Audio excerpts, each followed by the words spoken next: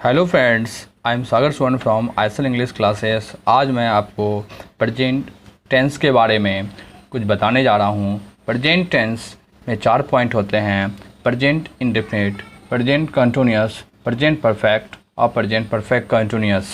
ये चारों अध्याय मैं पिछले लेसन में बता चुका हूँ। आज मैं आपको प्रैक्टिस ऑफ प्रेजेंट टेंस के बारे में बताऊँगा कुछ एग्जाम्पल के माध्यम से। चलिए बिना समय गवाए मैं शुरू करता हूँ। सबसे पहला प्रश्न है, I don't mind dash here for an hour. मुझे परवाह नहीं है, मुझे बुरा नहीं लगेगा 1 घंटा यहाँ इंतज़ार करना। माइंड के साथ हमेशा भर का फोर्थ बनवाएंगे अकॉर्डिंग टू टेंस। तो waiting is right answer here.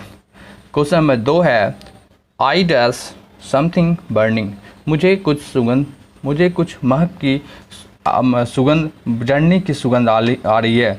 मुझे कुछ जलने की सुगंध आ रही है, मतलब स्मेल इज स्मेलिंग स्मेल्स। तो आपको मालूम है कि कुछ वर्ब का फोर्थ फॉर्म नहीं बनाया जाता है, जैसे में स्मेल है, फॉरगेट है, माइंड है, लाइक है, डिसलाइक है, वांट है, हैव है, नो है। इस टाइप के वर्ड का आप फोर्थ फॉर्म नहीं बनाएंगे, इसलिए यहाँ पे स्मेल का स्मेल समथिंग राइट आंसर होगा।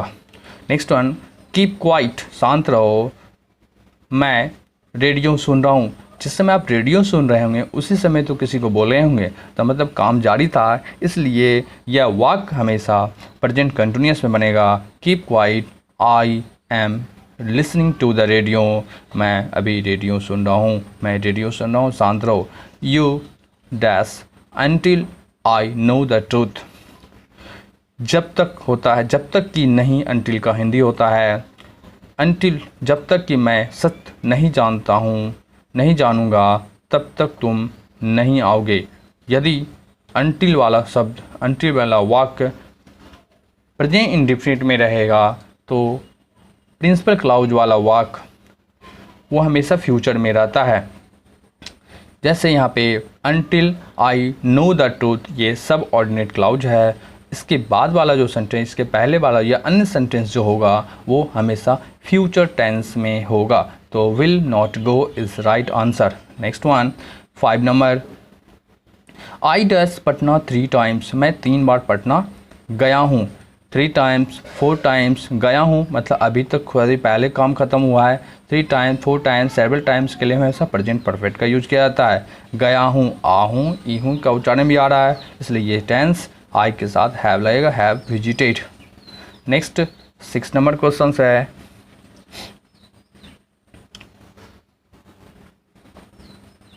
6 number is how long dash you dash English.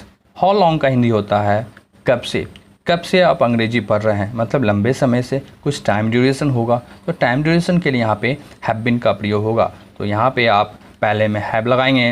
How long have you been learning. आप कब से अंग्रेजी सीख रहे हैं। This is right answer is have और have been learning. Next one, slow and steady dash the race.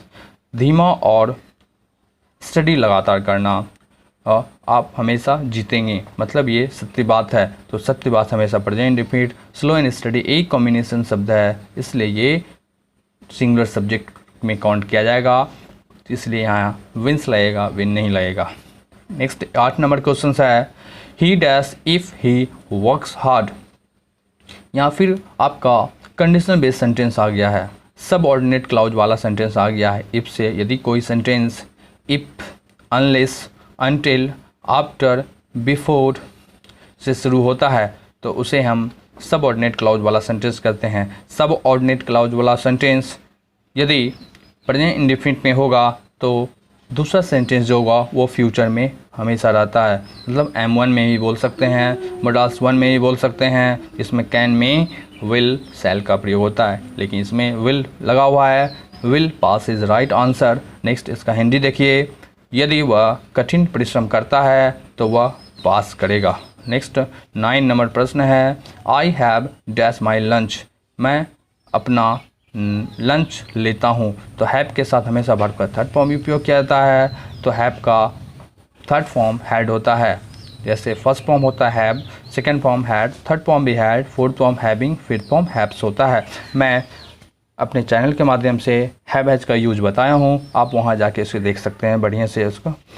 Next one है 10 number प्रश्न। 10 नंबर प्रश्न में है कि ही डैश लेटर्स सिंस ब्रेकफास्ट, मैंने नाश्ते से ही, मतलब नाश्ते सुबह से ही वह पत्र लिख रहा है, समय बताया हुआ है, मतलब सिंस का यूज हुआ है यहाँ पे। जब सिंस का यूज होता है तो किसी प्रेजेंट परफेक्ट कंटिन्यूस टेंस को बोध करवाएगा। He has been writing letters since breakfast, वह सुबह से नाश्ते के समय से ही पत्र लिखते आ रहा है। नेक्स्ट 11 नंबर प्रश्न है he dash in the office for the last 10 years, वह पिछले 10 वर्षों से ऑफिस में काम करते आ रहा है। मतलब है क्या, फॉर का यहाँ यूज हुआ है और समय सूचक भी शब्द दिया हुआ है, इसका मतलब ये प्रेजेंट परफेक्ट कंटिन्यूस में सेंटेंस चला गया है, तो has been working is right answer. Next question है 12 नंबर।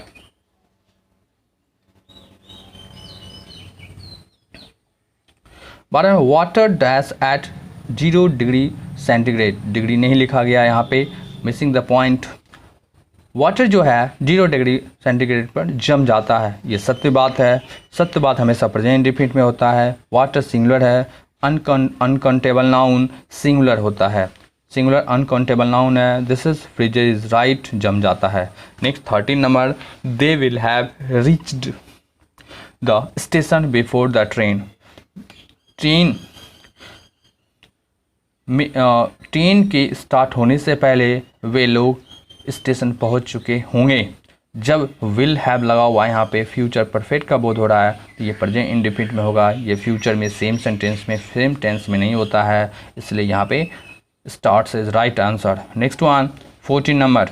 14 है C dash at this moment, वह इसी पल, यदि किसी वाक्य में this moment, at the moment, at the present, now, this time, this year, now days, this days लगा रहे, तो वो वाक्य हमेशा प्रेजेंट कंटिन्यूस में होता है। She is reading at this moment is right. Next one 15 number question है he dash because he is hungry now, फिर नाउ आपको दिखाई दे यहाँ पे, तो answer is right. Is crying, वह रो रही है या रो रहा है क्योंकि वह भूखा है। Next one C dash A later now, now यहाँ पे यूज हुआ है, नाउ फिर कंडीशन को अप्लाई कर रहा है, इसका मतलब ये writing is right. Next one 17 number question है कि द ट्रेन डैश ऑलरेडी, जब किसी वाक्य में ऑलरेडी लगा हो, never, ever, just, lately, recently, several times अगर लगा हो तो समझ जाइएगा, तो वो प्रेजेंट परफेक्ट में सेंटेंस है। This sentence is related to present perfect has left, the train has already left, train पहले ही जा चुकी है। नेक्स्ट प्रश्न है 18 नंबर ऑन संडे, संडे को वे लोग मूवी जाते हैं, मतलब प्रत्येक संडे को वो मूवी जाते हैं, उसकी आदत है। This is right answer is go is right answer, they के अनुसार प्रेजेंट इंडेफिनिट में गो लगेगा।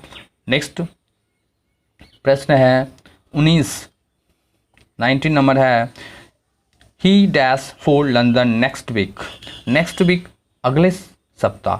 जब कोई फिक्स प्लान होता है, सीएम का हो या किसी चीज़ का फिक्स प्लान होता है, जाना ही है, तो वहाँ पे आप प्रेजेंट इंडेफिनिट यूज करेंगे, चाहे नेक्स्ट लगा हो या टुमारो लगा हो तब भी। तो यहाँ पे leaves is right answer, he leaves for London next week is right answer.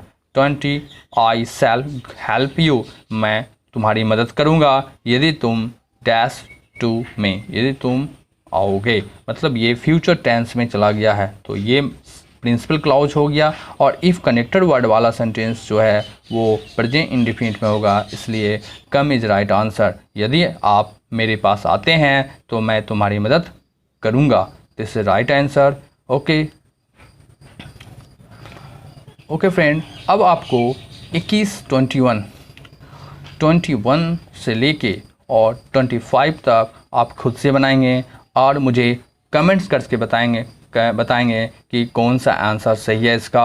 आप उसे अच्छे से देखें और बनाएं। मुझे आशा है कि आप इसे बनाएंगे और मेहनत से बनाएंगे और सही आंसर बताएंगे। मुझे वेट रहेगा आपके आंसर का।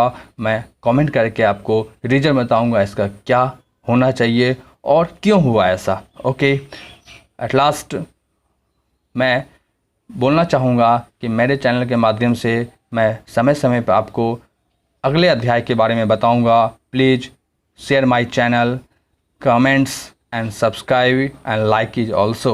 Okay, thank you for watching my video.